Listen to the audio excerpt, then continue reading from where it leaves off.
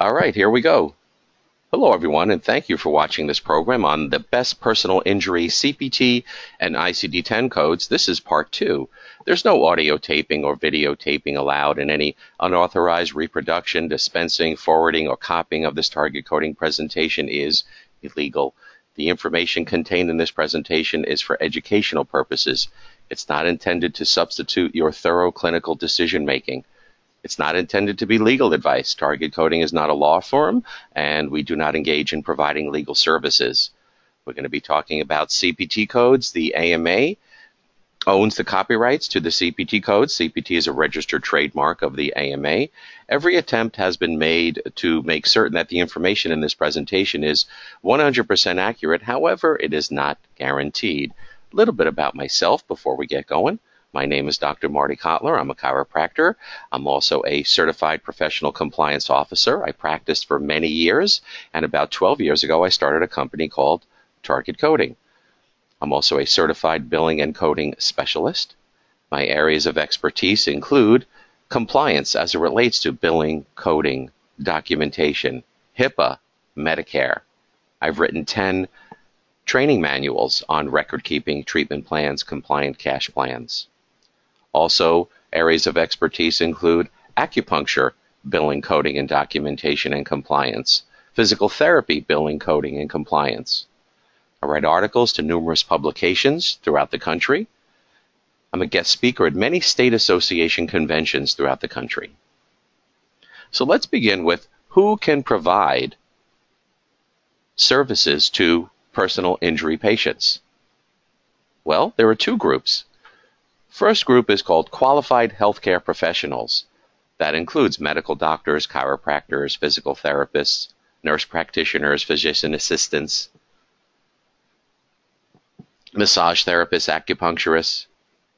Clinical staff include PTAs, nurses, CAs, certified athletic trainers, nutritionists, medical assistants, rehab techs, exercise physiologists, Pilates instructors, aides. So qualified healthcare professionals, these are individuals that are licensed to be able to perform services within their own state and could report these services for billing purposes. Clinical staff are members of the office that work under the supervision of QHPs and would not be able to bill insurance companies directly. So those are the two categories of who could provide services to personal injury patients, and then there are some supervision rules. Personal supervision in the room, direct supervision somewhere in the office, general supervision not on site but available. Now, as far as physical therapy services are concerned, the PT has to be on site when the PTA is performing services. That's for Medicare. That's considered direct supervision. So make sure you check the state rules, because there are some PI carriers that make a big deal about who is touching the patient. I'm working with a couple of cases right now where a couple of the major auto accident carriers do not want to pay because clinical staff members were supplying the services. It's becoming a big battle in a few states right now. So these state rules can be complex. Sometimes they're hard to find. In some states, CAs are not allowed to perform any modalities. There are some states where CAs cannot even put a hot pack on a patient. So check with your state board on the staff members who you can employ and what services they're allowed to perform. Also, check with all the health plans on supervision requirements prior to billing. Find out who needs to be on premises when the procedures are being performed.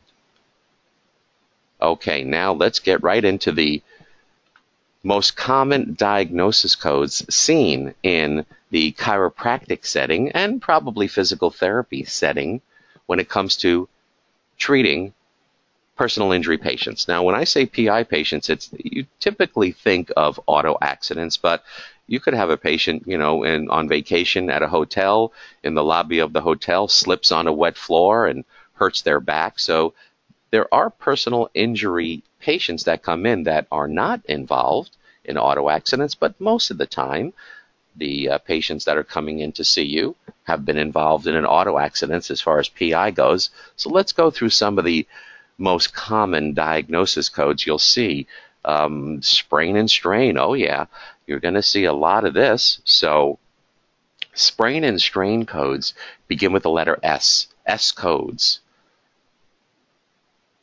So codes that begin with the letter S are trauma related, injury related.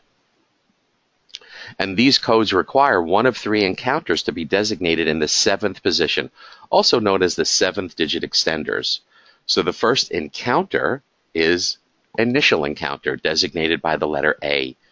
D designates the subsequent encounter. Letter S for sequela. So initial encounter, you're going to use this when the patient is receiving active treatment for the condition and you're the first provider the patient visits.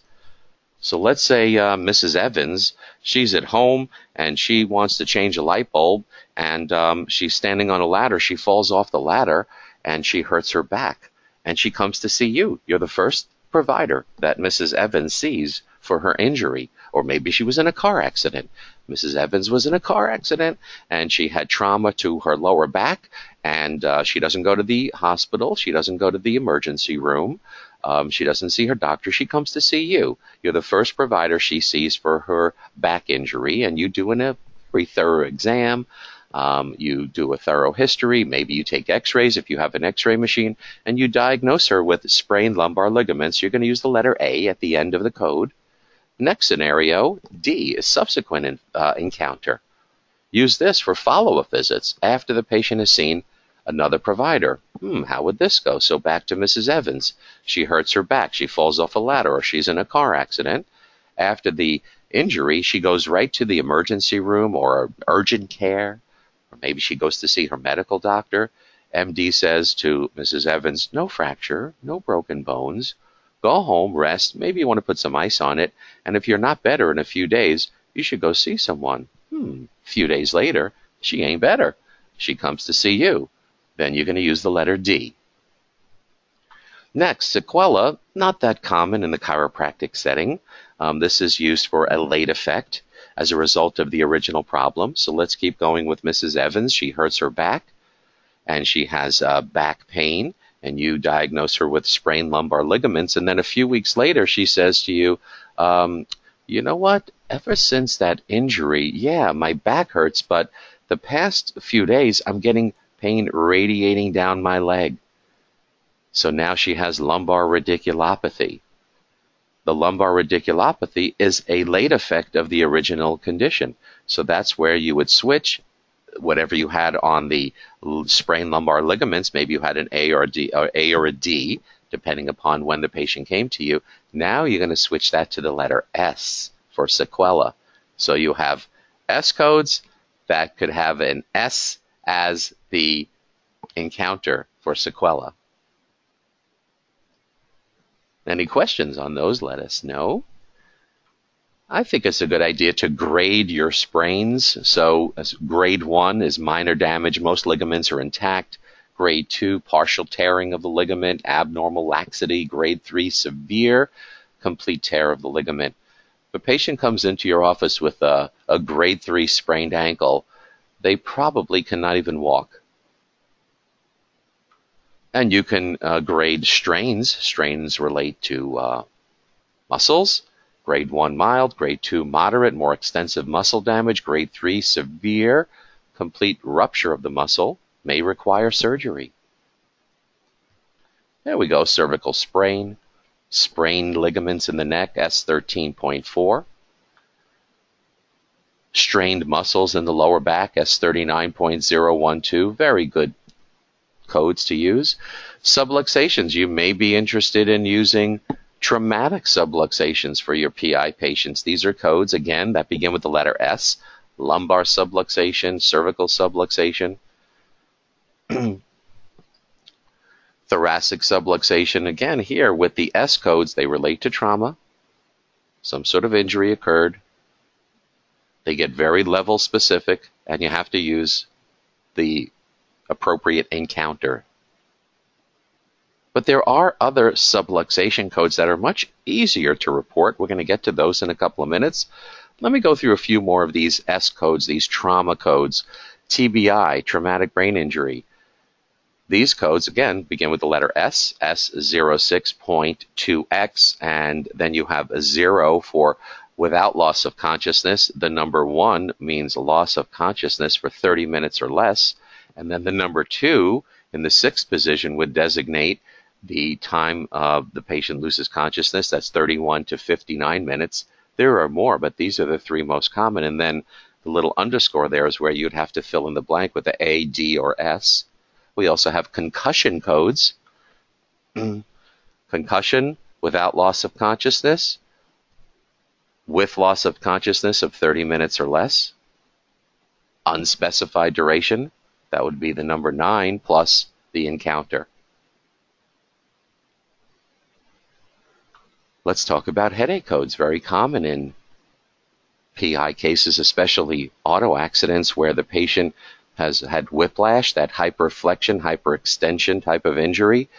So traumatic headaches.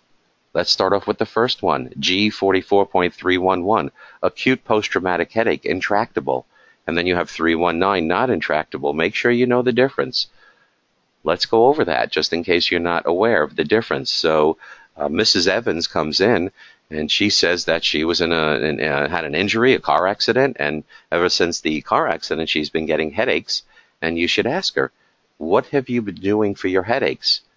And she says, Dr. Kotler, tried everything. Nothing works. Tried pills, over-the-counter, prescription. Nothing is helping.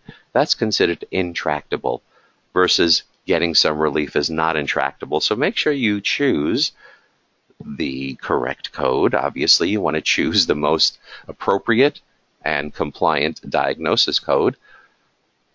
Some doctors get a little sloppy with choosing their diagnosis codes, and it ends up hurting them down the road if they're in court or have to defend in a malpractice case. Make sure you're using the most appropriate diagnosis code to the highest degree of specificity.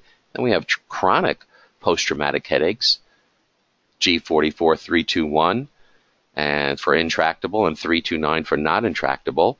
Then we have regular migraine headaches, and there's going to be a few other choices here. For example, with aura and without aura. These are all without aura. What's aura? That's that perceptual disturbance that the patient feels. That perceptual disturbance, like the patient sees, strange lights or may have confusing thoughts. Ask the patient, Mrs. Evans, since you've been getting headaches, before the headache even comes on, do you feel like you have confusing thoughts, maybe see strange lights, smell strange smells? Patient goes, yes. I can tell the headache is coming on before I even feel it. That's with aura. Then we have tension headaches, intractable, not intractable. I mean, there's a lot of different headache codes. I just wanted to give you a few that relate to PI, but there are cluster headaches, drug-induced headaches, menstrual headaches, daily persistent headaches. Now let's discuss the regular subluxation codes. I showed you a few minutes ago the traumatic subluxation codes. These are what I call the regular subluxation codes, or you want to call them the non-traumatic subluxation codes. Like Mr. Jones wakes up with neck pain and no trauma, no injury, just woke up with neck pain. Maybe he slept a little funny on too many pillows, comes into your office and you find a subluxation in his cervical region. Well, I would recommend you use M9901. The description says segmental dysfunction, but these are considered the regular subluxation codes. You could interchange these, the term segmental dysfunction with subluxation. Now, I'm saying that according to the health insurance plans like Medicare, Aetna, Cigna. They look at these codes as the regular subluxation codes. You might not. You may think there's a big difference between segmental dysfunction and subluxation. That's up to you. That's a personal decision that you can decide how you want to approach this. But as far as health plans go, these are the regular subluxation codes: thoracic 02, lumbar 03, sacral 04, pelvic 05. And now we just have plain old pain codes. Neck pain, M54.2, thoracic, M54.6, lumbar, M54.5. These are nice codes, but they don't really mean too much. For example, Mrs. Evans comes in and she says, I have neck pain. Okay, Mrs. Evans, I'm going to do a full history now with you. I'm going to do a very thorough exam, maybe take x-rays, and when you come in tomorrow, I'll let you know what your diagnosis is. Mrs. Evans comes in tomorrow, and you go, okay, Mrs. Evans, I know what your diagnosis is. I know what your problem is. You have neck pain. See, that really doesn't do too much. So pain codes are nice, but what's causing the pain?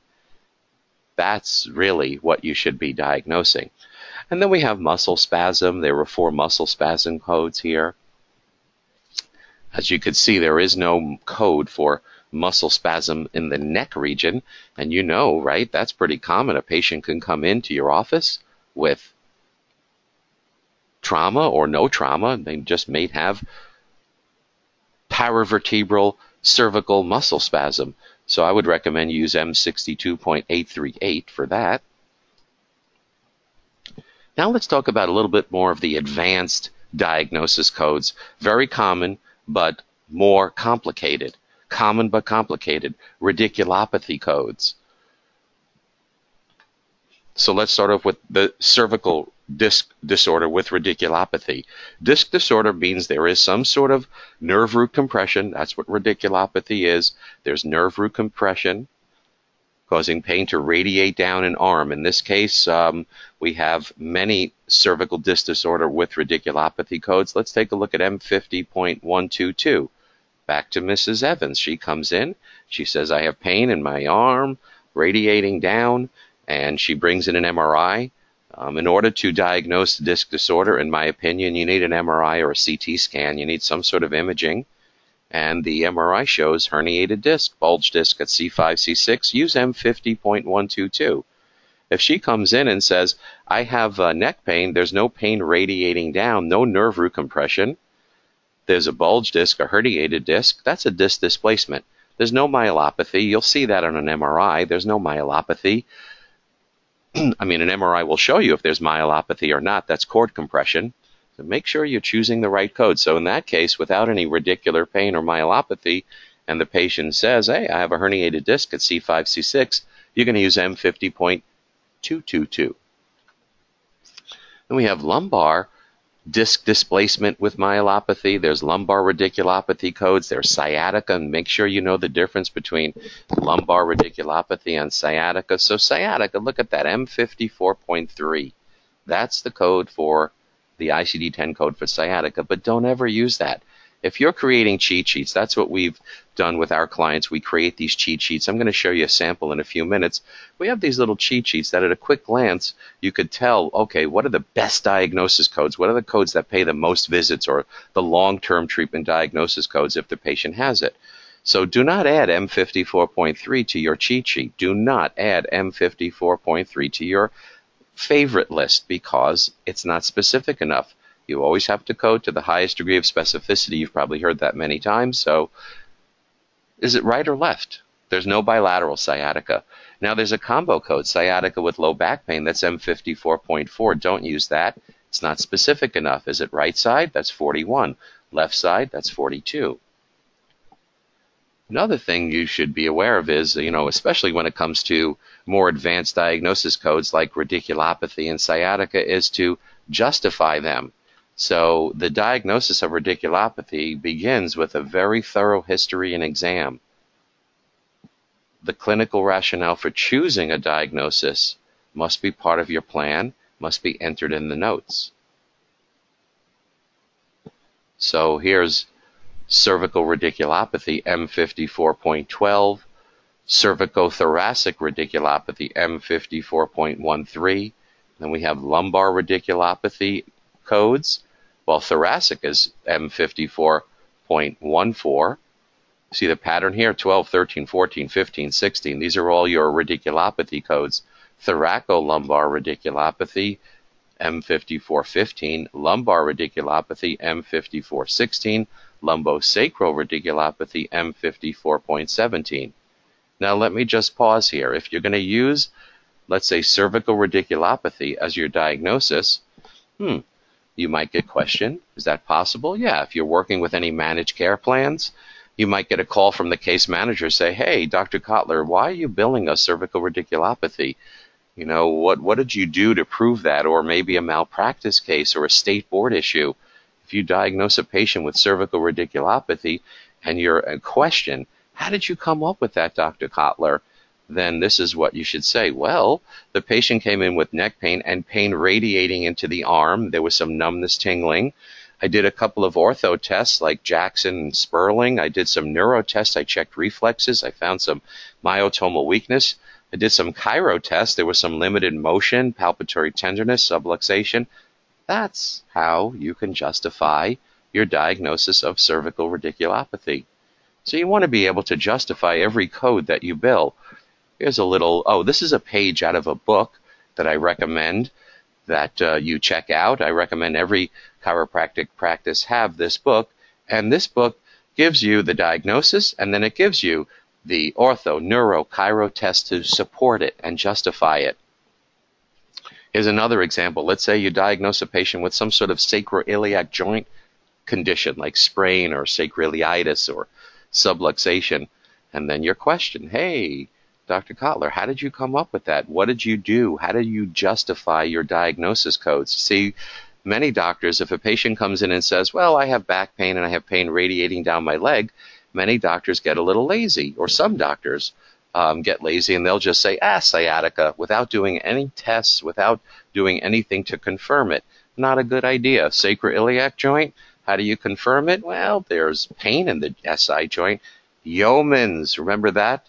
Yeomans, Ganslins, do one or two of these gold standard ortho tests. It'll help you justify the codes you're billing and help you SWAN. You've heard of that term, SWAN, S-W-A-N, sleep well at night. Oh, here's a little update on ICD-10. Do not use M48.06 anymore, although it's still valid. Don't use it. It'll get denied. You have to get specific. The most recent ICD-10 update added spinal stenosis lumbar region without neurogenic claudication and with neurogenic claudication. So that's M48061 for without and 062 with. Another recommendation is to pair your codes or link your codes together. For example, patient has cervical radiculopathy or lumbar disc degeneration. Those diagnosis codes pair beautifully with mechanical traction. I look at it like food and wine pairing. Patient has neck pain, stiff shoulder, strained quadriceps. Pairs beautifully, combines perfectly with therapeutic exercises. Patient has stiffness in the shoulder, and you want to do exercises to decrease stiffness. You see how that works together. And this is the book that I was just referring to that has all these cheat sheets and has these diagnosis codes that you can justify, and the long-term treatment diagnosis codes. Now here's a few more very common in the PI world. Ligament laxity, M24.28.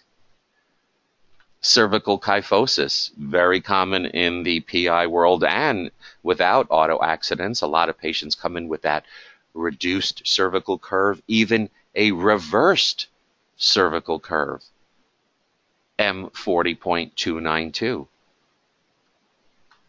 Many patients will say, you know what, Dr. Kotler, I was in a car accident, and prior to the accident, I could sleep normally, no problem, sleep through the night.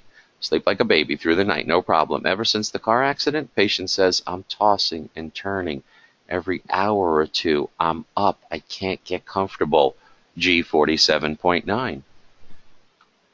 Some patients will complain ever since the trauma or the injury, they just feel anxious or depressed. F41.8. Tinnitus, with or without an auto accident or injury. Patients could have this ringing in the ears. You have right side 11, left side 12, and bilateral tinnitus, H93.13. Also, dizziness, pretty common in the PI world. Dizziness, R42, just 3 digits. Very simple code, R42. Now, you want more? Here's a whole bunch more that are related to PI cases. Jaw pain, contusion of the head, neck, nausea, pins and needles, abnormal posture, muscle weakness, contusion. Car accident, patient has a contusion across their chest. What's that from? The seatbelt. Contusion, front thorax, shoulder swelling, knee contusion. It's a lack of energy. And all these codes are in this book, The Best Chiropractic ICD-10 and CPT Codes to Improve Reimbursement. Now let's go through some of the most common procedures that are performed on PI patients. Common CPT codes. The most common, or the ones that pay the best, the highest paying codes, are the therapeutic procedure codes. This is a manner of effecting change through the application of clinical skills. One-on-one patient contact required, one or more areas, each 15 minutes. First one, 97110. Therapeutic exercises. I have a little acronym there. You see SERF, SURF. So that stands for strength, endurance, range of motion, flexibility. This is an active procedure, and your documentation must support the use of this code. So active procedure. Patient must be doing some sort of weightlifting, using balls, bands, tubes. They are doing the service. Those of you that are thinking about incorporating low-tech rehab, start with the foot levelers Nexus and Baxis. It's so simple. You could be up and running in 10 minutes with your new rehab department. I love the Nexus. It's a great isometric type exercise. You don't see too many of those. Very simple to get going, and you could bill 97110 pretty quickly. We have 97112, neuromuscular re-education. If you're going to use this, the patient should have some sort of lack of balance, coordination, proprioception. Excellent code. Now, some of these codes have gone up in value and some have gone down. This is a good website here this is actually for patients, fairhealthconsumer.org. They can put in a code and they could see what the going rate is in their particular area. Usually these fees are very high, so it's nice because if your fees are lower, then the patient goes, oh, okay, this ain't so bad. The doctor's fees are lower than what this website says the going rate is. But this year, 97112, 124, and 530, the value of those codes have gone up. The relative values have gone up. You'll see overall with Medicare and some other plans, they will be paying more for those codes. Now, I know as a chiropractor, they don't pay for those services, but other insurance companies and PTs, those code values have gone up, 97110 and 97140. Overall, the fee value for those two codes have gone down. So manual therapy, that includes soft tissue mobilization, very important for PI patients, getting soft tissue mobilization, manual traction, manual lymphatic drainage, myofascial release. There's one problem with this code. It's not supposed to be done in the same anatomic site as the spinal manipulation. That's why I have on this slide CCI edit and 59 modifier. And this is a passive therapy. See, this is not therapeutic exercises. This is massage or manual therapy. Patient is just lying there, just relaxing. Passive care. And then we have therapeutic activities. This is the highest paying code out of all of them. Dynamic activities to improve functional performance like bending, lifting, carrying, reaching, throwing. Multi-parameter code. You have to restore function in a progressive manner, and it has to be relating to some sort of activity the patient's doing. That's why a lot of people call this the ING code, because it has to relate to bending, lifting, reaching, walking, standing. Now, with PI patients, some will say, well, I have State Farm, I have Geico, I have Allstate, I have insurance for my auto accident, but this is also a Medicare patient. So after State Farm exhausts payment, the patient or the patient's attorney oftentimes will say, well, now just bill Medicare. This patient has Medicare. Whoa, not that easy. Let's talk about that. First of all, if you're going to do that, in box 10 of the 1500 form, you have to put yes to 10B, that it was related to an auto accident. So this is a claim going to Medicare. You have to put yes in 10B. So now you get to box 11D. It says, is there another health plan? You have to check yes. And if you check yes, you have to go and complete items 9, 9A, and 9D. So Medicare is getting a claim on Michael Jones. Michael Jones has to inform the Medicare that, yes, State Farm is the primary carrier. So Medicare is precluded from making payments where payment can be made from PI, no-fault, work comp, or self-insurance. All claims first must go to the liability insurance. So just a little heads up on Medicare and PI. All right, just a few closing comments. Please check with all the carriers you bill prior to submitting claims to ensure that it is compliant. Can't guarantee payment from any insurance company or patient based on this information. You should also do your best to stay on top of any changes that occur. You know, they occur all the time. So attend seminars, webinars, join your national and state professional associations. Thank everybody for attending. We're going to get to questions in a minute. Here's my contact information. Those of you that don't know what I look like, there you go. There's my photo. There's my direct email, drkotler@targetcoding.com, website, targetcoding.com, telephone number, 1-800-270-7044. Start sending in your questions. Fax, HIPAA secure fax number, 1-844-831-2347. We're on all social media platforms. Follow us on Instagram and Twitter. Like us on Facebook. Check out our YouTube channel. By the way, those of you that weren't able to, that want to listen to this again, and those of you that, well, if you have staff members, let's say, that you think could benefit from listening to this, we upload all of our free webinars to our YouTube channel. I'll show everybody that in a minute. So just in case you fell asleep during the presentation, you can go back and listen to it again. So yeah, besides these webinars here at Target Coding, we do a lot more. We do seminars, we have on-site consulting, we sell videos, we have membership programs, we have hourly consulting, we sell a package of forms, letters, templates that relate to chiropractic, billing, coding, documentation, fight back letters, ABN forms, a whole bunch of sample forms. We offer HIPAA compliance programs, very intense HIPAA compliance, but that again will help you swans sleep well at night.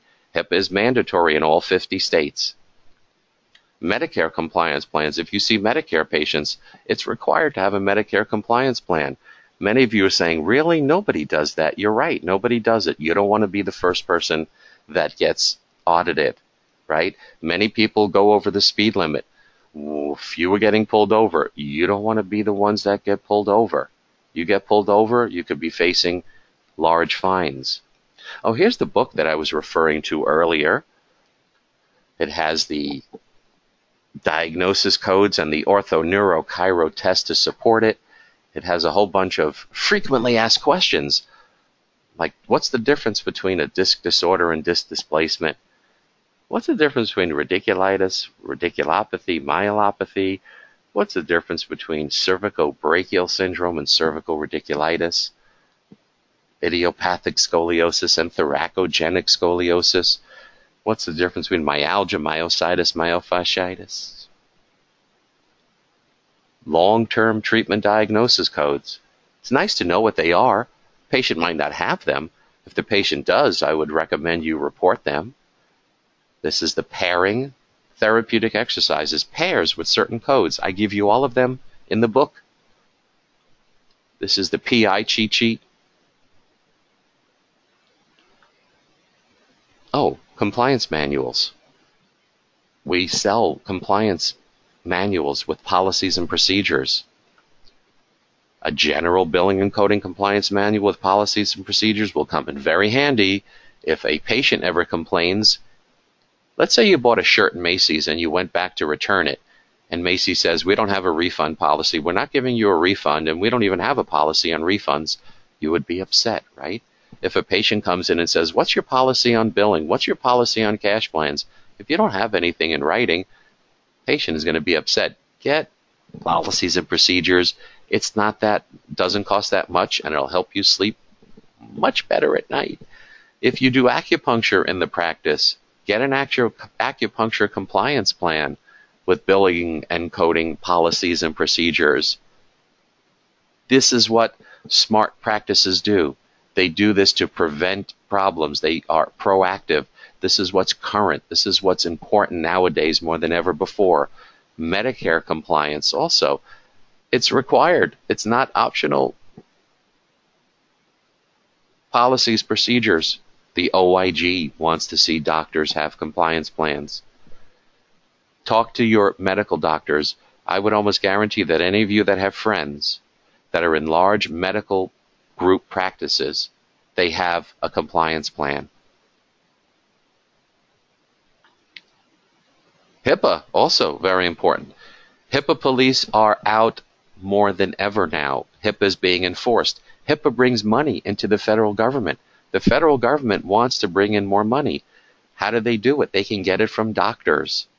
They audit you. Do you have a security risk assessment plan in place? Do you have a HIPAA compliance program? No? Oh, that's $50,000. They want to make money. Oh, we also offer memberships. Oh, I mentioned our forms. We have a whole bunch of patient forms. Make sure you have patients sign your HIPAA notice. Very important. You know, a patient could say, I don't want you to bill my insurance company. I'm going to pay you in cash. I don't want you to bill my insurance company. That's okay. It's part of the new HIPAA law, patient rights. Make sure patient fills out the acknowledgement of the HIPAA notice. We have a whole bunch of seminars and webinars coming up. Our next physical therapy webinar is on June 14th. Big changes to the therapy cap. PTAs are going to be paid differently now. They're going to be paid like NPPs. Acupuncture webinar coming up on June 21st. We're going to cover pretty much anything you need to know about billing, coding, and documentation for acupuncture. All right, so I want to thank everybody for attending. Again, here's my contact information. We're going to get to questions and answers right now.